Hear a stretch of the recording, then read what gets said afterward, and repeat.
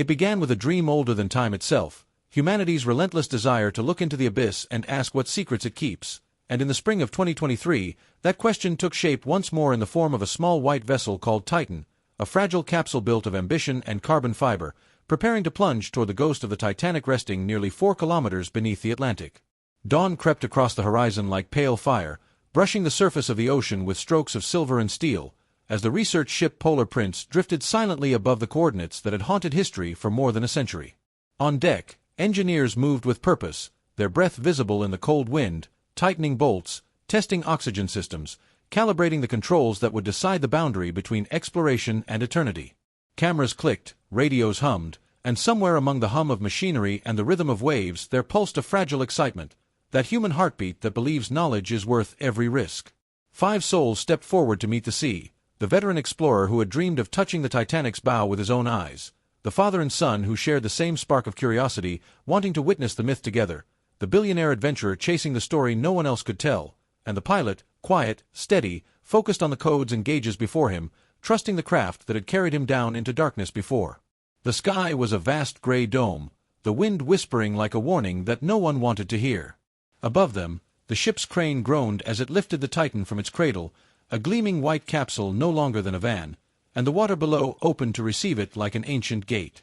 Reporters and crew filmed from a distance as the submersible touched the surface, bobbing once, twice, before sinking into the calm, indifferent sea.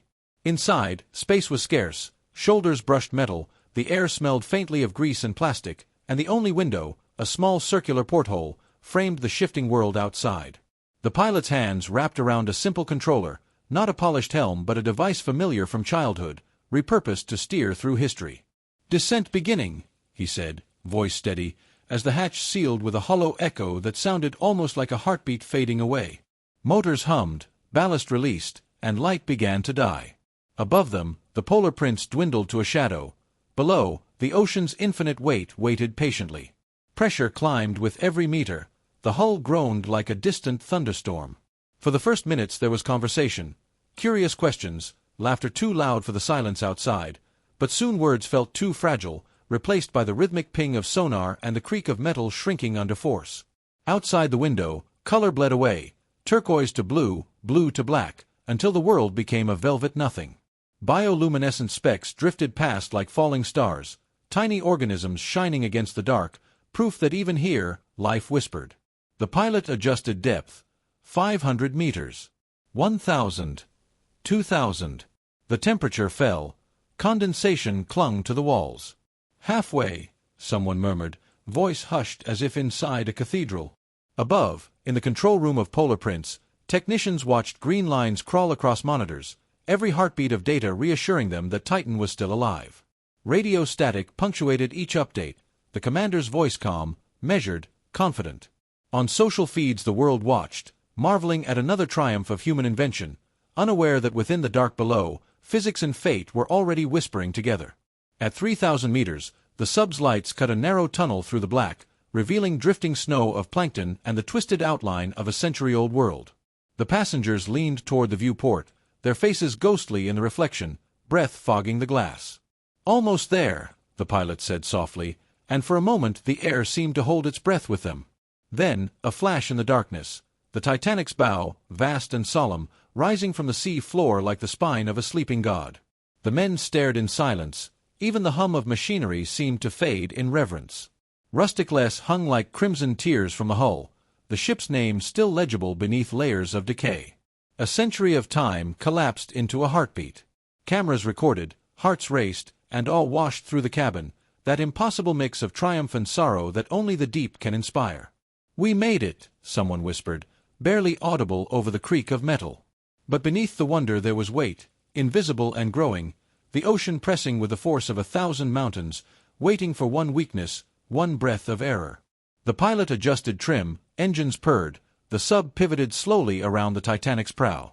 In the glow of their lamps, relics shimmered, a broken railing, a porcelain cup resting in the silt, a window reflecting ghostly light. The sea was utterly still. No current, no sound, only the faint electrical hum within their capsule, and somewhere outside, a groan like distant thunder. Pressure at this depth could crush steel like paper, Every movement of the ocean was magnified into music of tension. Yet they lingered, transfixed, lost in beauty and history's sorrow. On the surface, signals remained steady, numbers normal, but a technician frowned at a flicker in the feed, a line of data stuttering, then recovering. "Minor interference," he said. No one noticed the tremor in his voice. Below, the pilot steadied the craft. A sensor alarm blinked briefly, then went dark. "We're fine," he assured them, smiling in the dim light. Yet somewhere inside the Titan structure, threads of stress whispered to each other. Hairline, invisible, ancient physics testing man's resolve. And the ocean, vast and eternal, listened patiently. The hum of the motors steadied, and the sub drifted through a slow orbit around the Titanic's shattered deck, a delicate lantern exploring the grave of giants. Every rivet, every ghostly ladder seemed suspended in eternity. Dust rose in clouds of silver when the lights touched them, swirling like lost spirits dancing to forgotten music. One of the passengers raised a small camera, the lens trembling in his hands. He whispered that his great-grandfather had once dreamed of boarding the Titanic, and now, generations later, he was gazing upon it, not as a passenger, but as a witness to history's echo. The pilot adjusted pitch, guiding the Titan toward the grand staircase that once carried laughter and perfume, now entombed beneath tons of water.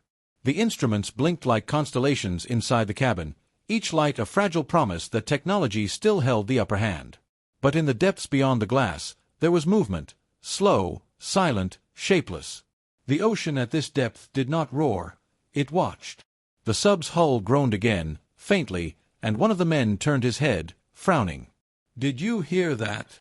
The pilot nodded slightly, tapping a pressure gauge. "Normal flex," he said, forcing calm into his tone. Yet his eyes lingered on the reading longer than before. Above, the Polar Prince continued its slow drift, cables humming against the wind, while inside the control center a technician noted another flicker on the signal feed. Static hissed for half a heartbeat before stabilizing. "Signal integrity dropping 0.1%, he reported, and the supervisor nodded, distracted by the hum of radar and the chatter of the open sea. Clouds gathered overhead. The air thickened with drizzle. Far below, the Titan continued its descent toward the Titanic's stern, tracing the path of wreckage that stretched like a trail of bones. Through the viewport drifted the curved edge of a davit, the shape of a shoe, a porcelain doll half buried in silt. The father and son leaned closer, whispering to each other, voices tight with wonder. "We're seeing what only a handful of people have ever seen," the father said softly. "The end of a legend." The son nodded, eyes wide, unaware that the same phrase could soon describe them. A faint vibration trembled through the sub. The pilot felt it before the sensors did. "Hold steady," he murmured, adjusting ballast. "Cross current." But there was no current. The vibration grew, a low hum deep in the metal bones of the craft. Pressure, 5,600 psi. Hull strain, within tolerance. Yet every number felt like a coin flipped in the dark. The pilot called up to the surface, "Polar Prince, Titan status nominal, depth 3800, continuing survey," and for a few seconds, a human voice replied, "Copy that, Titan, we're reading you 5x5. Then silence. Just static. The pilot waited, tried again, nothing but the sea's white noise hissing back. He exhaled slowly, knowing this wasn't unusual. Signals at these depths often danced in and out, but something inside him tightened nonetheless. He looked around the cabin. The faces were calm, curious, trusting. "We'll relink soon," he said, forcing a smile. Outside, the Titanic's stern loomed like a cathedral of iron shadows. The sub glided closer, its lights sweeping over twisted beams and the broken rudder, illuminating the ruin of an empire built by hands that had also believed they were unsinkable. The irony was not lost on him. He wondered if the ocean remembered arrogance, if it recognized patterns of pride and return. A sudden ping from the depth gauge startled everyone, a sharp, high tone that meant fluctuation. The pilot checked valves, adjusted trim, but the number danced erratically before settling. "Minor calibration," he muttered. Still, the groan outside deepened, resonant, almost mournful. One passenger laughed nervously. "Sounds like it's singing," he said. The pilot didn't answer. He knew the sound of metal under stress. It was no song, it was warning. He slowed thrusters, deciding to ascend 50 meters, just to ease tension on the hull. The motors responded sluggishly. "Come on," he whispered. A light flickered above their heads, dimmed, then brightened again. The father glanced at his son, the boy's expression caught between thrill and unease. "Everything's okay, right?" he asked. "Of course," the pilot said, voice gentle, though his hands tightened around the controller. The sonar pinged again, slow, distant echoes mapping the void, and then something else, faint and irregular, like another heartbeat beyond their own. It might have been reflection, interference, or perhaps the sea speaking in its own language. The pilot didn't mention it. He focused on ascent. Inside the control room above, the signal vanished completely. "We've lost comms," a crewman said sharply. The supervisor leaned over the console, adjusting frequency. "Run diagnostics." On screen, the last telemetry blinked frozen. Depth 3,800 m, internal pressure stable, external pressure 5,700 psi. Then nothing. Just numbers waiting for more. "Probably line of sight," someone suggested. "They'll be back in range soon." Outside, waves rolled indifferent. Time moved differently above the abyss. Minutes stretched like hours. On board the Titan, condensation dripped in slow beads from the ceiling, tapping onto knees and boots. One man checked his watch, frowned. Another reached for his tablet, trying to reconnect to the control link. "We're fine," the pilot repeated, more to himself than anyone. The hull moaned once more, louder, a deep metallic sigh. The oxygen monitor ticked steady, heartbeat-like. Every sound felt magnified, the shuffle of boots, the creak of leather, the faint hiss of air recyclers. In the darkness beyond the porthole, a shape moved, long, slow, like a shadow sliding across the sea floor. Perhaps just debris, perhaps imagination. They watched it vanish. "I think we should go up," someone whispered. The pilot nodded. "Ascending," he said, toggling the thrusters. Motors whirred, but the depth gauge barely moved. A new sound joined the others, sharp and metallic, as if something inside had shifted. "Ballast release," he ordered, flipping the switch. A hiss, then silence. Nothing changed. The sub stayed where it was, suspended between wonder and oblivion. "Manual release," he said quietly. He reached for the lever, pulled. A hollow clunk echoed through the hull. Still, they did not rise. The father reached for his son's hand. The boy squeezed back. Above, the sea rolled on, clouds thickening, the polar prints surrounded by gray emptiness. Radio static filled the speakers like breath. "Try again," the supervisor said. "Reboot comms." Someone typed commands, screens flashing, but no signal returned. The ocean had swallowed their voices whole. The sea pressed closer now, not in waves but in weight, a crushing patience that only the deep could wield. Inside the Titan, the air thickened, every breath measured like the seconds before a verdict. The pilot stared at the readouts, his pupils reflecting the green glow of data that had stopped making sense. Numbers jittering, instruments lagging, pressure climbing in decimals that felt infinite. The hull creaked again, sharper this time, a pop like knuckles cracking inside a tomb, and everyone fell silent, hearing in that sound the ocean's unspoken promise: "Everything you build will one day return to me." A bead of condensation ran down the viewport, trembling before it fell into darkness. "Come on, hold together," the pilot whispered, adjusting the trim tabs. The motors hummed weakly, the sub swaying as if caught in invisible hands. The father tightened his grip on his son's shoulder. "We'll be fine," he said softly, though his own voice betrayed the lie. The boy's eyes glistened in the pale light, searching the faces of the others for certainty. One man began filming again, perhaps instinctively, perhaps because recording felt like control, a way to anchor oneself against oblivion. The camera caught the flicker of warning lights, the pilot's jaw set, the dim reflection of the Titanic's stern looming beyond the glass like a ghost refusing to let them go. Above, the polar prints called their name again and again into static, the operators exchanging uneasy glances as minutes turned to half an hour. "No telemetry," one said. "They should have resurfaced by now." The supervisor's hand hovered over the emergency alert switch, torn between hope and protocol. The sea gave no answer, only the soft hiss of rain on the deck. Down below, the Titan's oxygen gauge blinked low, a slow rhythmic pulse counting life itself. "We need to ascend manually," the pilot said, voice steady now, all pretense gone. He reached for the emergency controls, the switches cold under his gloves. The ballast released, once, twice, But something jammed, perhaps warped by pressure, perhaps fate itself holding them fast. The sound came again, a deep groan swelling into a metallic scream, and everyone froze. For a fraction of a second, the ocean spoke in frequencies too low for the human ear, felt rather than heard, a tremor that traveled through bone and blood. The pilot turned toward the others, his lips forming words that never came. Light fractured across the viewport, then silence. No explosion, no cinematic fireball, only the instantaneous surrender of matter to force. In less than a heartbeat, 5 lives folded into the pressure of 400 atmospheres, crushed faster than thought, the sea reclaiming what curiosity had borrowed.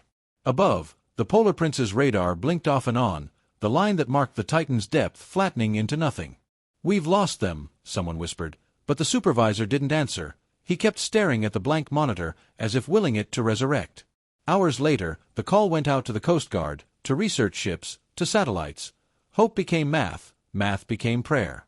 Coordinates were triangulated, drones deployed, sonar arrays spreading across the Atlantic like an invisible net. Days passed. The world watched. News anchors spoke in solemn tones, oceanographers explained implosion physics, families waited in impossible stillness. Then, one morning, the recovery vessel pinged debris, small fragments scattered like confetti of steel, each one a clue, each one a goodbye. They found part of the tail cone, then the forward hull section, then the shattered viewport rim that once framed history's most famous wreck. The truth was merciful in its swiftness. There had been no pain, only an instant. Yet mercy did little to quiet the ache of the living. The father and son who had chased wonder were memorialized side by side, their faces smiling from photographs that once brimmed with excitement. The pilot, a man who believed in the future of exploration, was remembered as both pioneer and warning. The company released statements of sorrow and resolve, promising stricter safety, deeper respect, but the ocean, indifferent, simply continued its eternal drift. Reporters compared it to the Titanic, to the same pride and tragedy mirrored over a century apart, as if time itself enjoyed symmetry. The wreck of the Titan rested not far from its muse, 2 failures of human hubris now neighbors in the same abyss. On the ocean surface, the horizon burned orange at sunset, waves folding gently against the ship's hull as though nothing extraordinary had happened at all. But beneath that calm, at the coordinates logged forever in maritime history, there was silence, a cathedral of pressure and darkness where man's ambition met its limit.